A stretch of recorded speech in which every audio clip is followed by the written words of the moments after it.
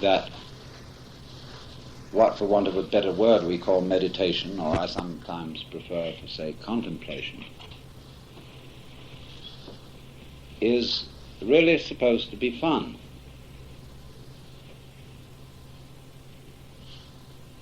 And I have some difficulty in conveying this idea because everybody takes everything to do with religion seriously. And you must understand that I'm not a serious person. I may be sincere, but not serious. Because I don't think the universe is serious. And the trouble gets into the world very largely because the various beings take themselves seriously instead of playfully. And after all, you must become serious if you think that something is desperately important. You will only think that something is desperately important if you're afraid of losing it. And if you're afraid of losing it, it isn't really worth having. People who drag on living because they're afraid to die will teach their children to do the same. And they will teach their children to live that way. And so it goes on and on.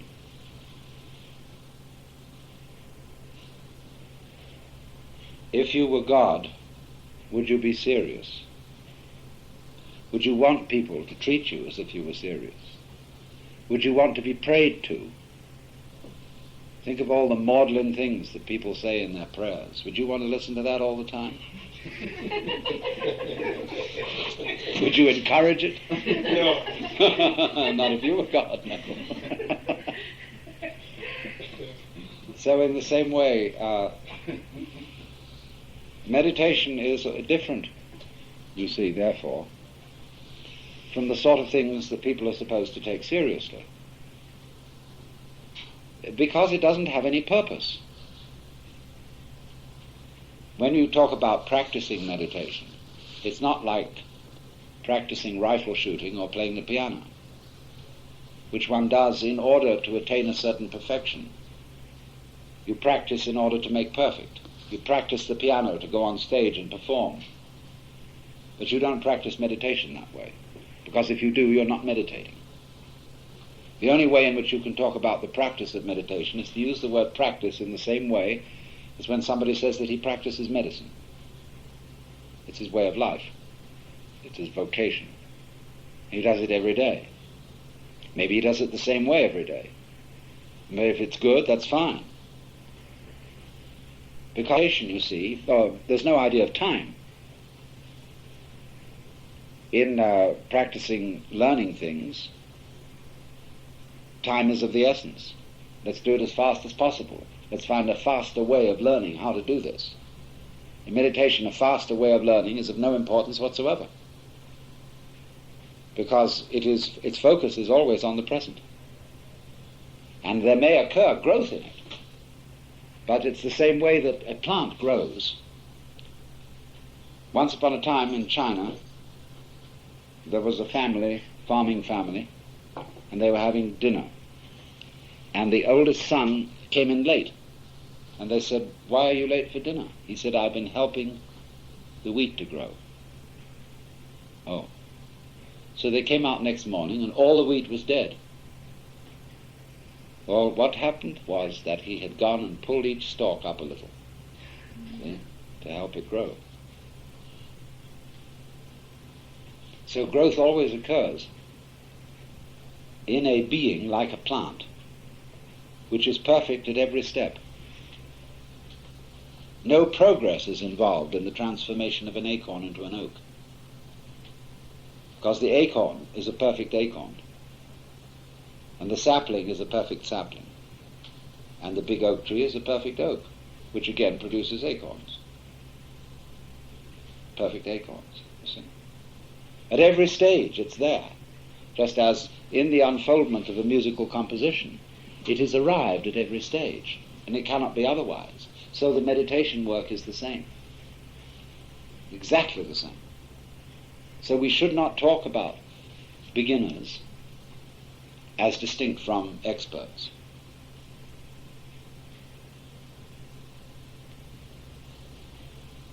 we should develop, if we could, a new vocabulary.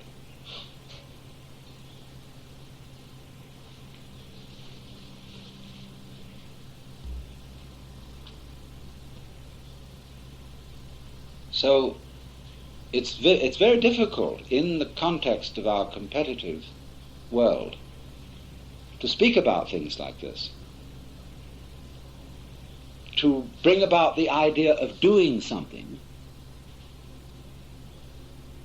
which is not acquisitive, which you're not going to get anything out of, because there's no one to get anything.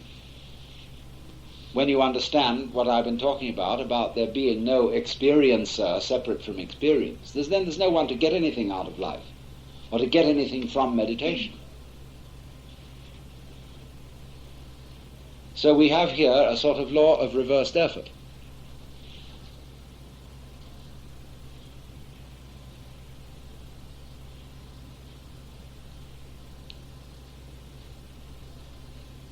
You must therefore understand that as a background to anything said about techniques. Because whenever we talk about techniques, we seem to be talking about the competitive thing, mastery, the idea of mastery of technique. But on the other hand, if you play a musical instrument, technique is very important in the making of a satisfactory sound. But if you force the learning of technique, or force the performance of it, everyone will hear it, and you will hear the forcing of it yourself, and it will be unmusical.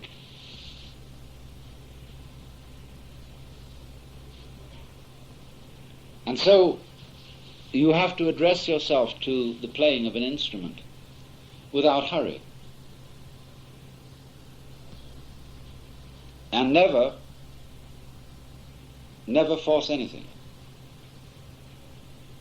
And you will find there is a point then where the instrument seems to play itself. And when you get that peculiar feeling of the sound that is coming out of a flute or a violin string or whatever is as it were happening of itself, then you're playing the instrument properly. Same way if you sing. There comes a point when your voice takes over.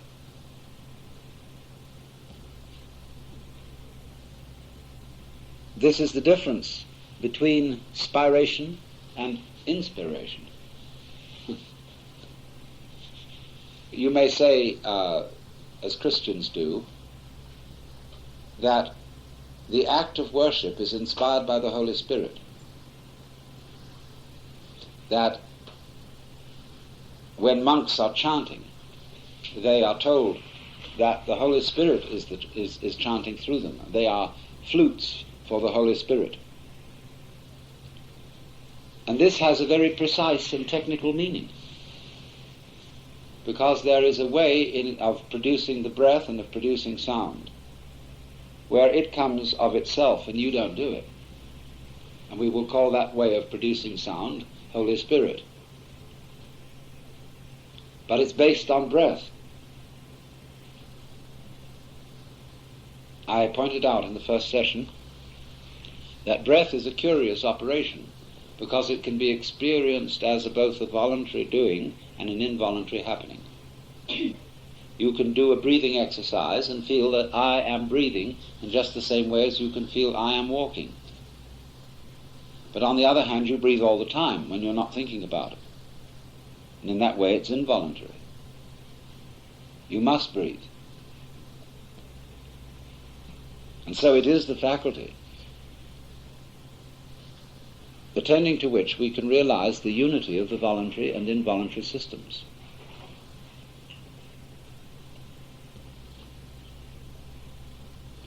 So therefore, what is called anapanasati in Buddhism means mindfulness of the breath, watching breath.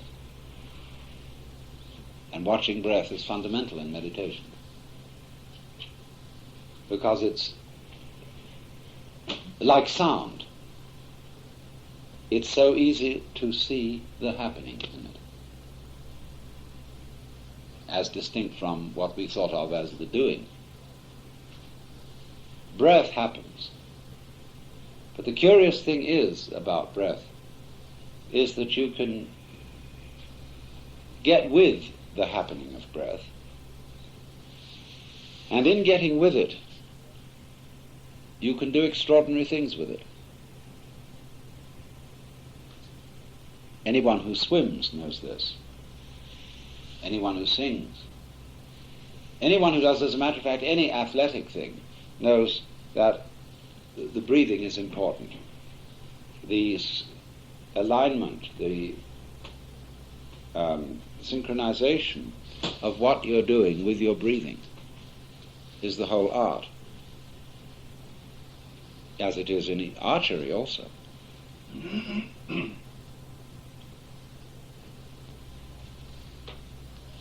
But powerful breath is not worked by muscle power. It is worked by gravity, by weight. And what I would like you to do is, if you will sit upright, and the reason for this is very simple, that the part of your body in which the breathing is occurring is unencumbered. And also, sitting upright on the floor, you are slightly uncomfortable so that you won't go to sleep. And in any peaceful and quiet state of mind, it's very easy to go to sleep. And now, in this way, in this position, you simply become aware of your breathing without trying to do anything about it at all. You let it happen and watch it.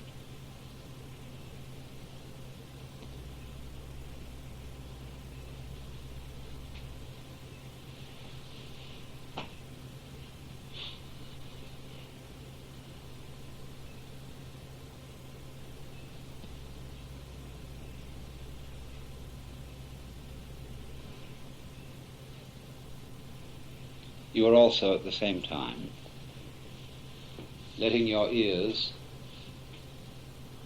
hear whatever they want to hear. In other words, you let them hear just as you're letting your lungs breathe.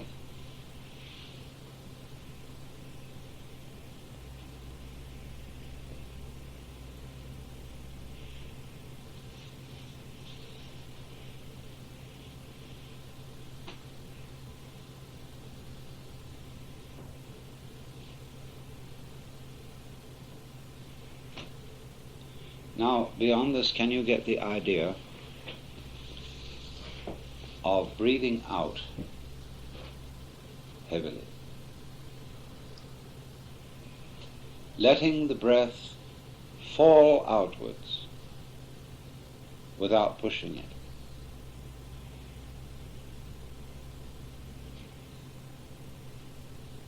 And as you get to the end of the out-breath, do it with the same sort of feeling that you have when you let your body drop into a very comfortable bed. You drop out. Let go. Fall. Let weight do it. Don't push. Drop.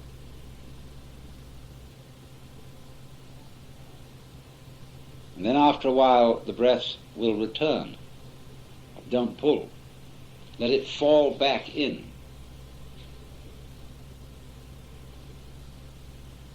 And drop in until you've had enough. And then let it drop out again.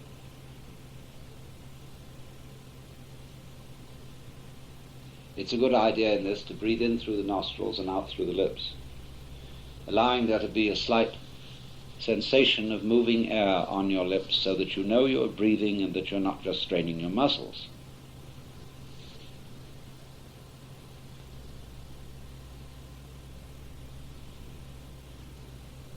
Never force anything. Just have the feeling of it going that way by virtue of weight.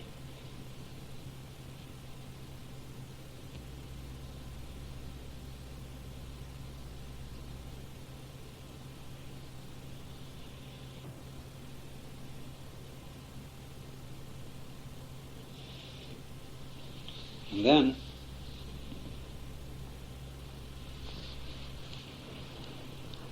as you let the breath fall outwards, you simply float a sound on it. But do this first mentally. Think of a sound that pleases you, a note that seems agreeable to your voice.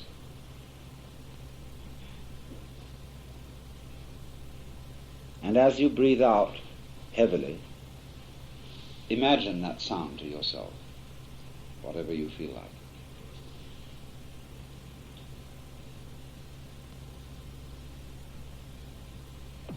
Now, if you've got your sound humming in mind, on the next round of the out-breath, hum it out loud.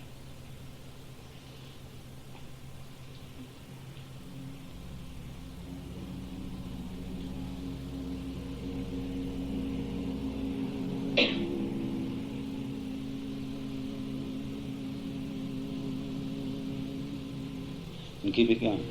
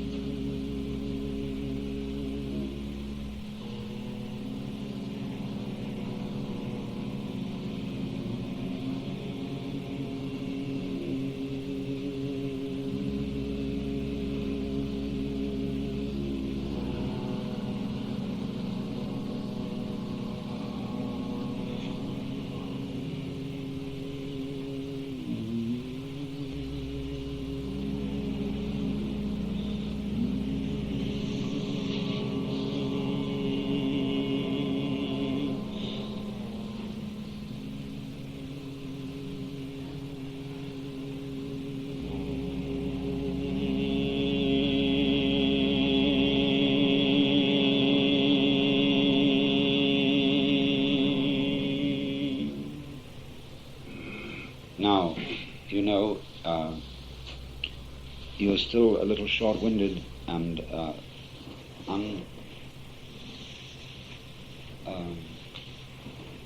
easy about a thing like this.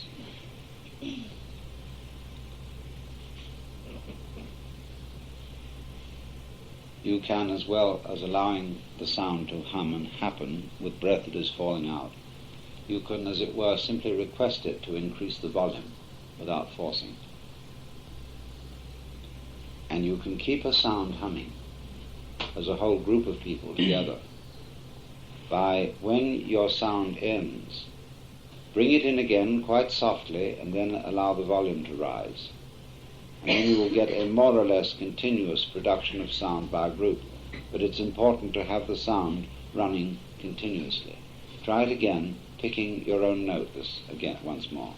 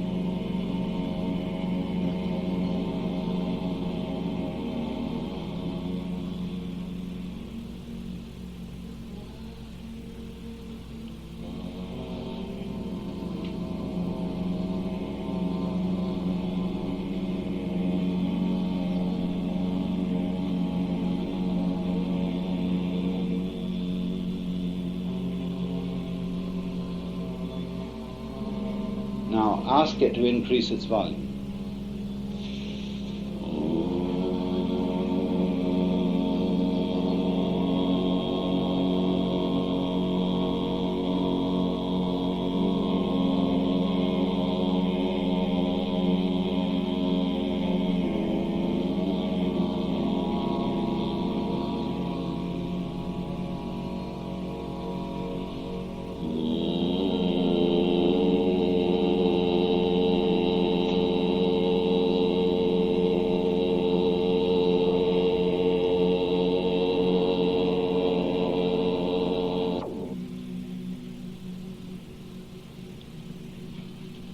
Listen a moment.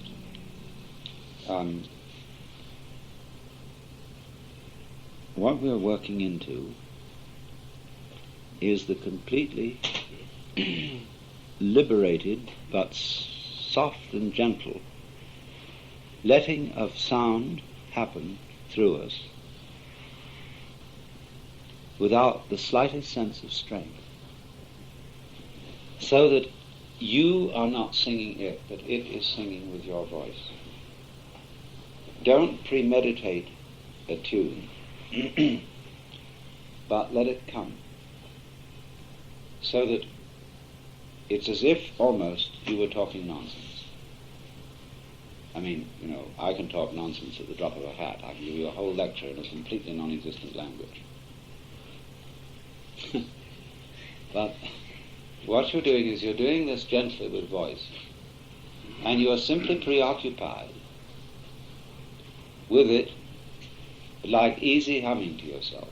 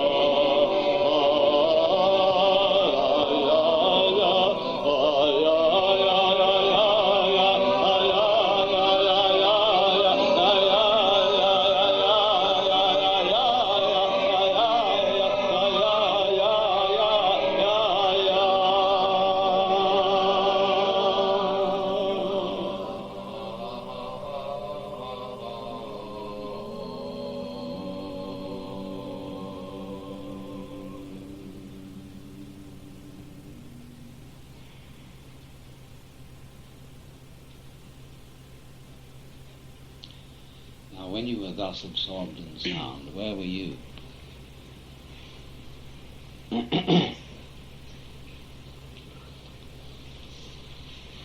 This would be called a state of consciousness, where we have a primitive form of samadhi. That is to say, we are happily absorbed in what we are doing, and we have forgotten about ourselves. You can't very well do that and worry.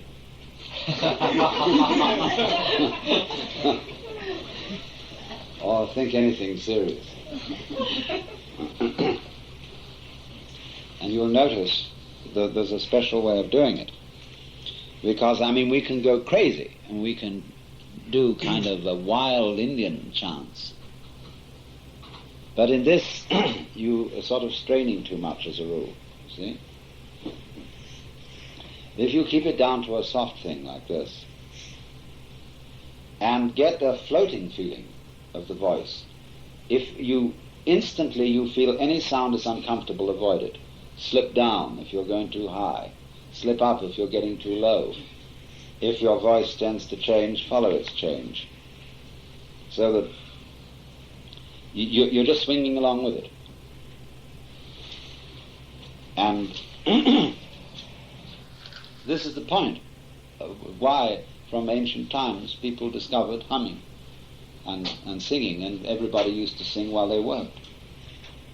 But you will notice that today very few people sing at all. You have to make a thing of it. People are afraid of their voices, their melodic voice as distinct from the spoken voice. I know an enormous number of people who never sing at all.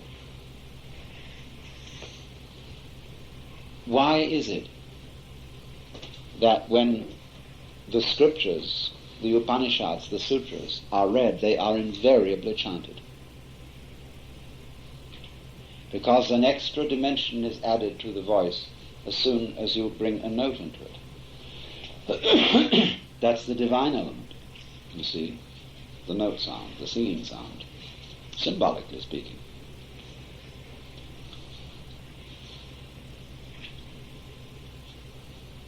So this is a form of what I would call free mantra chanting, like we did it then, which isn't used much.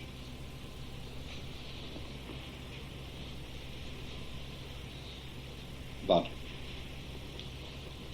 it does give you, as you do it, a very good idea of what the meditative state is. Because it isn't just a letting happen, only of things going on around, it's inside you as well. Yes, did you want to ask something? Yeah, what was the name of it? Free what? Free mantra. As distinct from the prescribed mantra, like Om Mani Padme Hum, or Om Ah Hum, or Om Ram Shri Ram, Jai Jai Ram, Hare Krishna, Krishna Krishna, Hare Hare, etc. Each one of them has a different feeling to it. The Tibetan monks go down to an extraordinarily deep sound.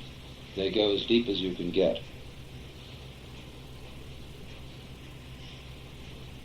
There is a reason for this. That's very difficult to explain, because you have to do it. But when you go down into sound as deeply as you can get,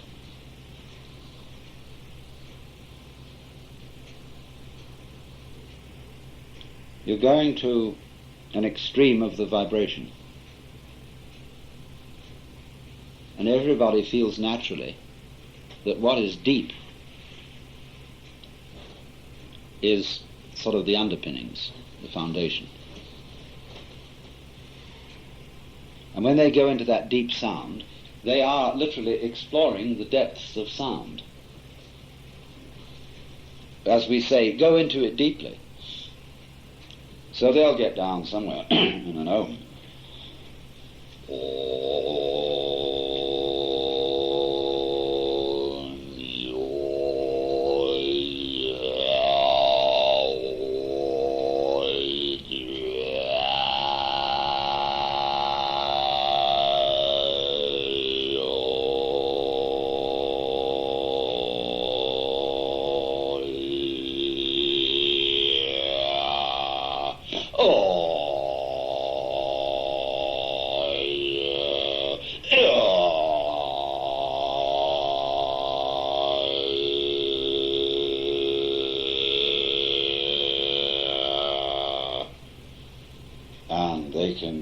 If you do that long enough, you'll be able to get another note going at the same time on top of it. And they can do 3.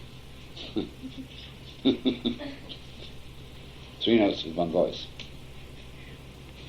Oh, there are recordings of this going around, and you can hear them. They get a very high falsetto note running with it. While they're doing that down there, with this going from the same voice. Can you do 2 at once? It takes a long time for you to get into it. And then they blow out their necks like bullfrogs. The most extraordinary thing to watch. But you can very readily see, once you get into that you're in another state of consciousness altogether. You're not anymore in fidgety, chattering to your skull every day consciousness.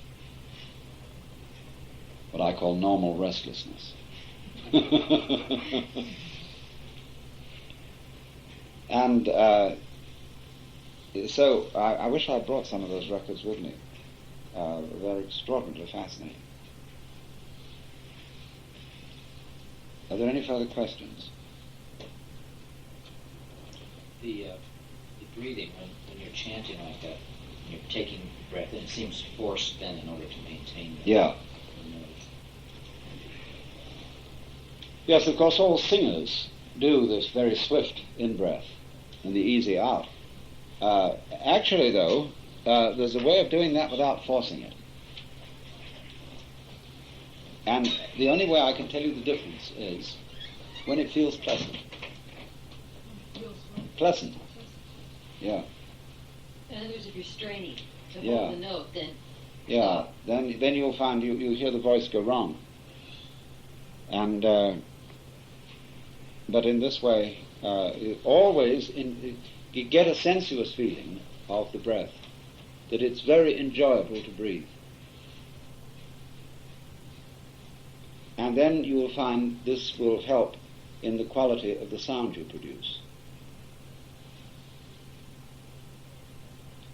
And we, of course, have to get away from some of our musical prejudices when we do this. Is it just as effective to make up your own nonsensical mantras? Or Of course, yes. Yes. is there a book that you can find that has mantras in them? Oh, well, I can teach you lots of mantras. But the thing is that you can perfectly well make up your own. They're just to absorb, I'm sorry, John. They're just to absorb you in a vibration, though, to sort of get you outside. They're just to sort of... Yeah. Because when you stop, I can feel it just all going through me. Just Yeah. sort of pulsing. Right, right. well, your mantra, that's like just a word, right? Yeah. And if you make up your own, should you make them up like with words that aren't familiar with you? I No, mean, you shouldn't it's start better with- if they're not familiar. But they have to be pleasing sounds. Well, they just have to be sounds that are easy to run along with. Yeah. Not ordinary type words. No, they don't have. The more meaningless, the better.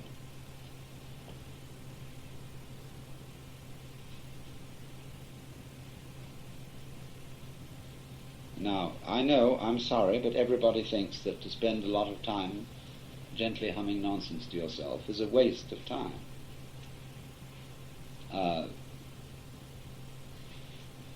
What are you going to do with the time that you save?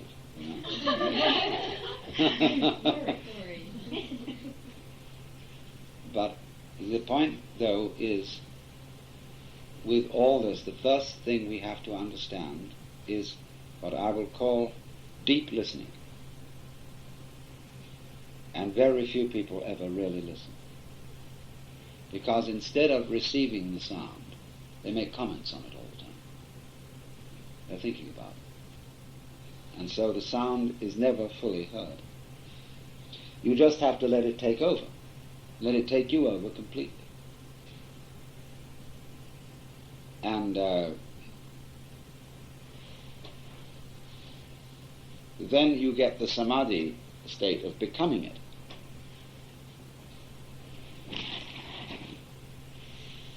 And it also means that you abandon your socially nervous personality. Where one of the reasons why people don't sing is that they hear so many masters on records and they're ashamed of their own voices and think there's no point singing unless I'm good at it. Well, that's like saying there's no point my doing anything at all unless I'm particularly gifted at it, which is ridiculous. But singing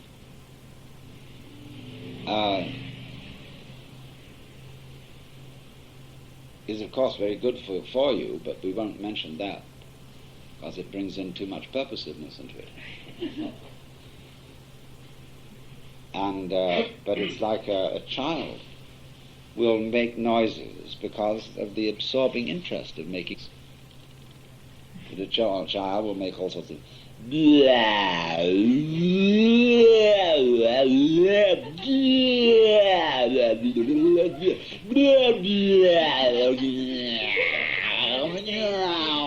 see, to explore the possibilities of what you can do with a voice. See?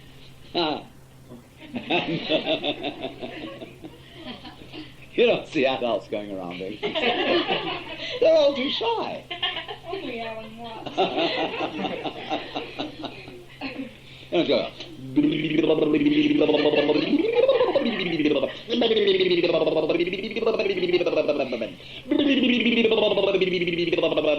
See? Tremendous fun. But all this is perfectly incorporable within meditation. Joshu Sasaki, you know, who's a Zen master down in Los Angeles, and he tells his students to stand up and laugh for 5 minutes every morning. And he says that's he says better form of meditation than sitting for a long time getting sore legs. It's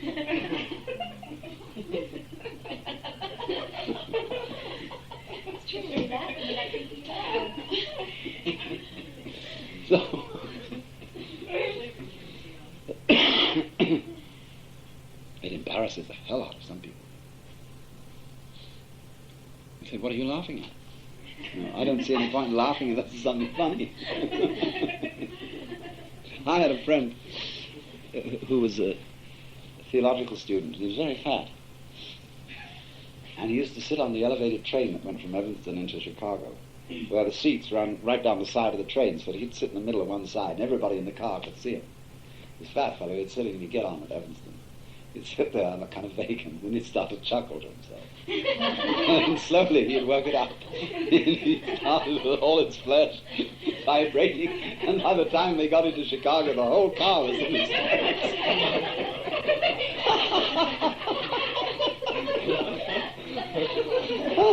That was the late Alan Watts with part 2 from the Seminar of Philosophy of Meditation. If you want more